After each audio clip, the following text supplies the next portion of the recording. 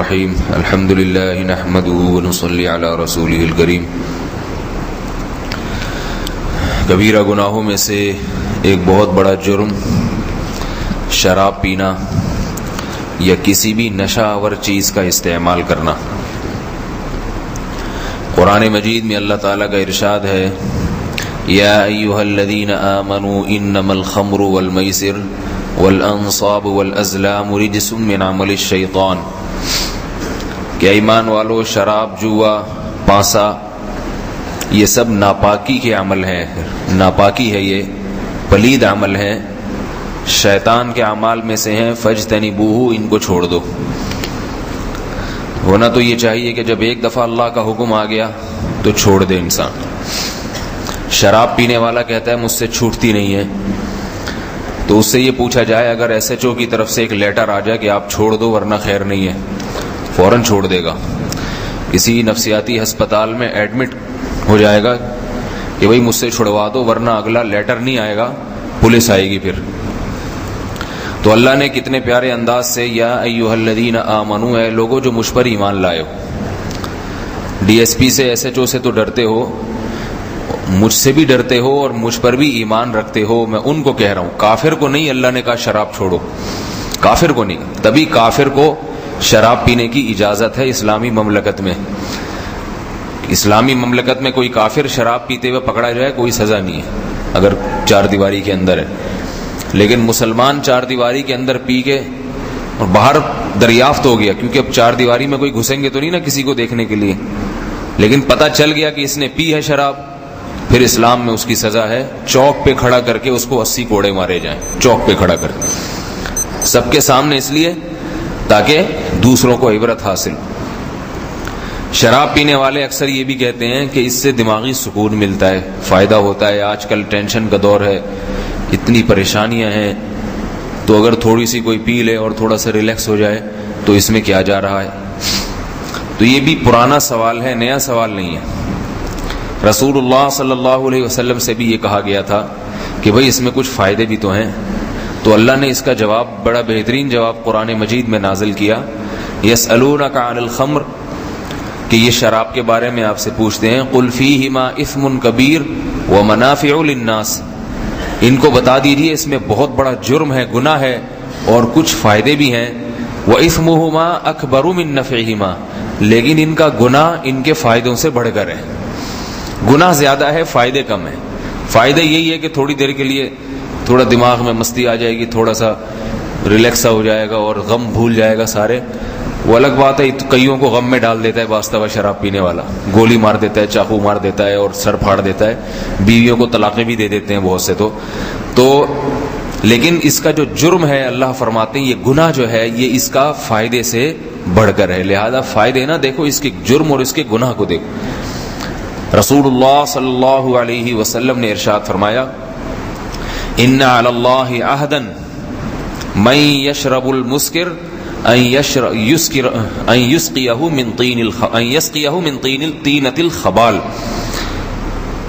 کہ نبی علیہ السلام نے فرمایا اللہ کے اوپر یہ بات لازم ہے کہ جو بھی کوئی نشہ آور چیز پیے گا، کوئی بھی نشہ آور چیز، چاہے وہ شراب ہو، چاہے ہیروئن ہو، چرس ہو، یہ سب نشے کی چیزیں ہیں، کوئی بھی ایسی چیز پیے گا نشے کی چیز، تو اللہ پر یہ بات لازم ہے کہ اس کو طینۃ خبال میں سے پلائیں گے۔ صحابہ نے پوچھا یہ طینۃ خبال کیا چیز ہے؟ آپ نے فرمایا عرق اہل النار، اہل جہنم کی پیپ اور اہل جہنم کا پسینہ۔ اللہ کہیں گے تو نے دنیا میں گندی چیز پی ہے تو آخرت میں بھی تجھے میں گندی چیز ہی پلاؤں گا۔ اچھی چیزیں، حلال چیزیں، پاکیزہ چیزیں اگر پیتا تو آخرت میں بھی میں تجھے پاکیزہ چیزیں پلاتا۔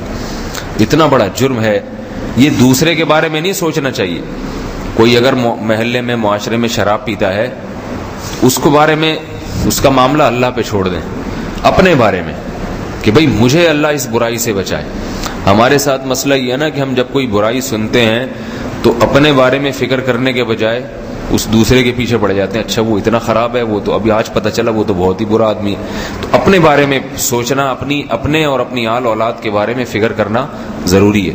اور ابو داؤد کی صحیح حدیث ہے، رسول اللہ صلی اللہ علیہ وسلم نے فرمایا من شرب الخمر فجلدوہ، جو شخص شراب پیے اسے کوڑے مارو. فإن عاد فجلدوہ، دوبارہ اگر پیے، ایک دفعہ کوڑے مارے نہیں چھوڑتا، دوبارہ پیے فجلدوہ، پھر کوڑے مارو اس کو چوک میں کھڑا کر کے. فإن عاد فجلدوہ، پھر اگر تیسری دفعہ پیتا ہے پھر اسے کوڑے مارو. آگے فرمایا فإن شرب الرابعۃ فاقتلوہ، اگر چوتھی مرتبہ بھی پیتا ہے تو اس کو جان سے مار دو.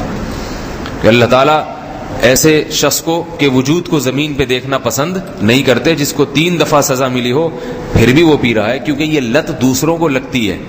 ایک پیے گا اور سڑک پہ گھومے گا، اسے دیکھ کے دوسرا بھی پیے گا. نوجوانوں میں آج دیکھیں، دیکھا دیکھی یہ شراب کی بیماری پھیل رہی ہے، ایک دوسرے کو دیکھ دیکھ. ہمیں یاد ہے ہمارے بچپن میں کوئی بھی شرابی نظر نہیں آتا تھا، کوئی بھی نہیں، کبھی ہم نے دیکھا نہیں کہ کوئی کسی نے شراب پی ہو. آج کھلے عام نظر آ رہے ہوتے ہیں، کوئی ادھر ٹن گھوم رہا ہے، کوئی ادھر ٹن گھوم رہا ہے.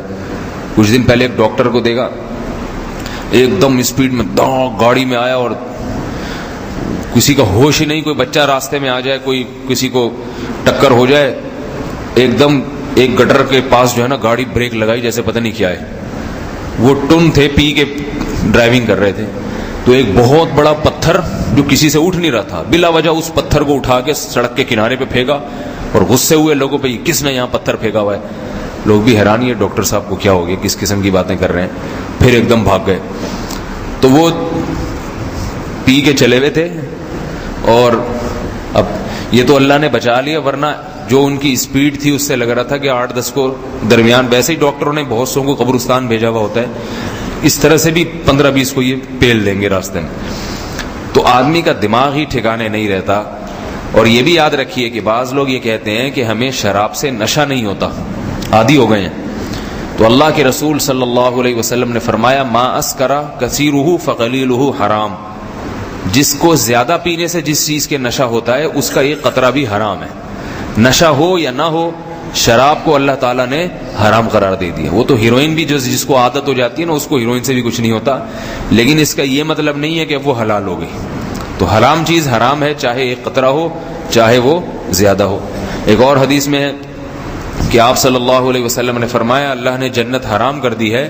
ان میں کچھ لوگوں کے نام لیے کہ فلاں پہ فلاں پہ، اور اس میں ایک ذکر کیا مدمن الخمر، کثرت سے شراب پینے والا، جس کو عادت پڑ جائے شراب کی، اس پہ بھی اللہ نے جنت کو حرام قرار دے دی. تو بھائی اس برائی سے بچنے کی کوشش کرنی چاہیے. البتہ یہ جو حدیث ہے کہ جو شراب پیے اسے کوڑے مارو، پھر کوڑے مارو، پھر کوڑے مارو، نہیں باز آتا قتل کر دو، تو یہ حکومت کے لیے ہے، عوام کے لیے نہیں ہے. پتہ چلا آپ نے کوئی شرابی دیکھا، لا کے اس کو کوڑے لگانا شروع کر دیے. اس کی شرعاً اجازت نہیں ہے کہ ایک عام آدمی تعزیر جاری کرے. عام آدمی اپنی اولاد پہ تعزیر جاری کر سکتا ہے، اپنے بیوی بچوں کو سزا دے سکتا ہے، محلے پڑوس کے لوگوں کو سزا نہیں دے سکتا. کوئی ہے تو اس کے لیے دعا کرے، انسان تبلیغ کرے، اس کو اچھے طریقے سے دین پہ لانے کی کوشش کرے. تو یہ حکومت کا کام ہے کوڑے لگانا یا اس کو، اور حکومت تو خود شراب پیتی ہے، وہ کیوں کوڑے لگائے گا؟ ہمارے حکومت سے یہ ہے کہ وہ کوڑے لگائیں گے. سب سے پہلے تو ان کے اپنے لگنا شروع ہو جائیں گے. وہ کسی نے ایک دفعہ ایک کارٹون بنایا اخبار میں کہ پاکستانی حکومت نے اعلان کیا ہے کہ چور کا ہاتھ کاٹا جائے گا، اسلامی حکومت نافذ ہو گئی ہے. اور یہ اعلان کیا تھا اصل میں ایک وزیر اعظم تھے، اس نے اعلان کیا تھا پاکستان میں کہ چور کا ہم بھی ہاتھ کاٹیں گے. تو اگلے دن اخبار میں کارٹون آیا، انہی وزیر اعظم کے دونوں ہاتھ کٹے ہوئے ہیں. سب سے پہلے انہی کے دونوں کٹ گئے ہاتھ. تو حکومت سے تو یہ توقع نہیں کی جا سکتی کہ یہ کسی کو سزا دیں گے. تو بس اب یہی ہے کہ کوئی پیتا ہے تو اس کے لیے خیر خواہی کی جائے، اس کے لیے دعا کی جائے، اس کو آرام سے سمجھایا جائے. اور گھر میں والد ہے، بھائی ہے، بڑا بھائی ہے، چھوٹے بھائی کو بڑے بھائی پہ کنٹرول نہیں ہوتا، لیکن بڑے کو چھوٹے پہ ہوتا ہے. تو چھوٹا بھائی اگر پیتا ہے تو بڑا بھائی اس کی سرزنش کرے، اس کو کچھ سزا دے. باپ ہے وہ اپنی اولاد کی خبر گیری کرے کہ یہ کہیں شرابیوں میں تو نہیں بیٹھ رہا. شراب سے متعلق ایک اور مسئلہ بھی ہے کہ شراب ویسے بھی ناپاک ہے. تو اندازہ لگائیے جو چیز کپڑے پہ لگ جائے نماز نہیں ہوتی، وہ پیٹ میں اتارنے کی کیسے اجازت ہوگی؟ نبی علیہ السلام نے فرمایا آخر زمانے میں لوگ شراب کا نام بدل کے پینا شروع کر دیں گے. آج کل آ رہی ہے نا مختلف قسم کی چیزیں، تو وہ ایسے مشروب آ رہے ہیں، ایسے محلول آ رہے ہیں، شراب نہیں کہتے ان کو، مختلف نام رکھے ہوئے. تو کہتے یہ تو صرف دماغ کو تھوڑا سا ریلیکس کرنے کے لیے، اور وہ ریلیکس کے بہانے جو ہے پیتے چلے جاتے ہیں۔ شراب میں ایک بڑا جرم یہ بھی ہے، دنیا میں جتنے بھی قوانین ہیں پوری دنیا میں، شراب پینے والے کو اگر نشے کی حالت میں کوئی جرم کرتا ہے تو وہ قابل معافی ہوتا ہے۔ اگر کوئی شراب پی کے کسی کو ٹکر لگا دی، یہ تو پیے ہوئے تھے، ٹن تھے، تو صاحب کو معاف کر دو بھائی، تھوڑی بہت سزا ہوتی ہے۔ قتل کر دیا تو بھائی چونکہ نشے میں تھا اس لیے قتل نہیں کیا جائے گا۔ اسلام میں شراب پی کے اگر کوئی جرم کرتا ہے تو قابل معافی نہیں۔ شراب پی کے کسی کو قتل کر دیا تو یہ نہیں کہہ سکتا میں تو دماغی مجھے ہی پتہ ہی نہیں تھا میں نے جان سے مار دیا، اس کو قصاصاً جان سے مارا جائے گا۔ اگر اس نے شراب پی کے کسی کو جان سے مار دیا تو اس کو بھی جان سے مارا جائے گا۔ تو اسی طرح بہت سے لوگ شراب پی کے بیوی کو طلاق دے دیتے ہیں، شراب پی کے بیوی کو طلاق دے دیتے ہیں۔ اس میں ایک مسئلہ سن لیے کہ رسول اللہ صلی اللہ علیہ وسلم نے فرمایا لا طلاق ولا عتاق فی اغلاق، کہ نہ طلاق ہے نہ غلام کو آزاد کرنا ہے اغلاق میں۔ اغلاق کا مطلب جب دماغ انسان کا بند ہو جائے، بالکل اس کو پتہ ہی نہ ہو، جیسے سوتے میں کسی نے دے دی طلاق۔ تو اس سے بعض فقہا کہتے ہیں کہ شراب پینے والے کا بھی چونکہ دماغ حاضر نہیں ہوتا لہذا اس کی بیوی کو طلاق نہیں ہوتی۔ لیکن راجح قول اس میں یہ ہے، جس پہ فتویٰ دیا جاتا ہے، کہ شراب پینے والے کا دماغ اتنا غیر حاضر نہیں ہوتا کہ وہ اس کو کچھ ہوش ہی نہ ہو۔ ایک دفعہ میرے پاس فون آیا، میں ڈاکٹر صاحب کے پاس بیٹھا ہوا تھا، تو فون یہ آیا کہ ایک آدمی نے کہا بھائی میں نے شراب پی ہوئی تھی، بیوی کو کئی طلاقیں نکال دی ہیں زبان سے۔ تو میں نے اس کو بولا کہ بھائی طلاق واقع ہو گئی ہے۔ اگر خود سے کوئی شراب پیے، کسی نے نشے کا انجیکشن لگا دیا پھر طلاق دی ہے تو نہیں ہوتی۔ تو میں نے اس سے کہا کہ آپ نے خود شراب پی تھی؟ اس نے کہا کہ میں نے کہا ہو گئی ہے طلاق، مسئلہ یہی ہے۔ تو وہ کہنے کہ میں تو ہوش میں نہیں تھا، میں تو نشے میں تھا، میں تو یوں تھا۔ پھر لوگ جو جیسے کرتے ہیں، تو ڈاکٹر صاحب نے ایک بات کی، انہوں نے کہا کہ اس سے پوچھے کہ طلاق دینے والا جب بھی شراب پیتا ہے وہ اپنی بیوی ہی کو کیوں دیتا ہے، اپنی والدہ یا بہن یا کسی اجنبی عورت کو کیوں نہیں دیتا؟ اس کا مطلب ہے اسے ہوش ہوتا ہے کہ یہ بیگم ہے، اس پہ لگے گی، یہ والدہ ہے، اس پہ نہیں ہوتی۔ یہ سب ہوشیار ہوتے ہیں، سب پتہ ہوتا ہے کہ بیوی کو دینی۔ جتنے کیسز ہمارے پاس آئے ہیں نا طلاق دینے، شراب پی کے طلاق دینے والے کے، وہ سارے اپنی بیوی ہی کو دے رہے ہوتے ہیں۔ اس کا مطلب ہے اتنے پاگل ہوتے نہیں ہیں، بنتے ہیں زیادہ۔ تو یہ مسئلہ خوب یاد رکھیں، اگر کسی نے خود نشہ کیا، کتنا ہی ٹن گھوم رہا ہو نشے میں، اگر بیوی کو طلاق دے گا تو پھر طلاق واقع ہو جائے گی۔ اس سے پتہ چلا کہ شراب کے نقصانات میں سے ایک نقصان یہ بھی ہے کہ ایک گھر بھی اجڑ جاتا ہے بعض دفعہ۔ جیسے اگر وہ چاقو مار دے گا تو لگ جائے گا نا چاقو بیوی کے، اب بعد میں کہا ہے کہ میں تو نشے میں تھا، مجھے تو میری بیوی کا کیا قصور ہے، میری نشے کی سزا اس بیوی کو کیوں دی جا رہی ہے؟ تو یہی کہا جائے گا بھائی اس دنیا میں تو اس کو سزا ملے گی، آخرت میں اللہ پھر انتقام لے لے گا۔ دنیا میں تو آپ ظلم کر کے بھی کسی کو ماریں تو وہ اثر تو ظاہر ہوگا اس۔ تو آپ طلاق شریعت کے مطابق دیں یا شریعت کے خلاف دیں، وہ تو بہرحال جا کے لگ جائے گی، کیونکہ اللہ کے نبی نے فرمایا ثلاث جدہن جد وہزلہن جد، تین چیزوں کی حقیقت بھی حقیقت ہے اور ان کا مزاح بھی حقیقت ہے، ان میں مذاق ہے ہی نہیں۔ ان میں ایک طلاق، نکاح اور غلام کو آزاد کرنا۔ تو طلاق میں بھی جو ہے نا مذاق نہیں ہوتا، وہ ہو جاتی ہے۔ ہاں البتہ کسی اور نے نشے کا انجیکشن لگا کے طلاق نکلوا لی، زبان سے پھر نہیں ہوتی۔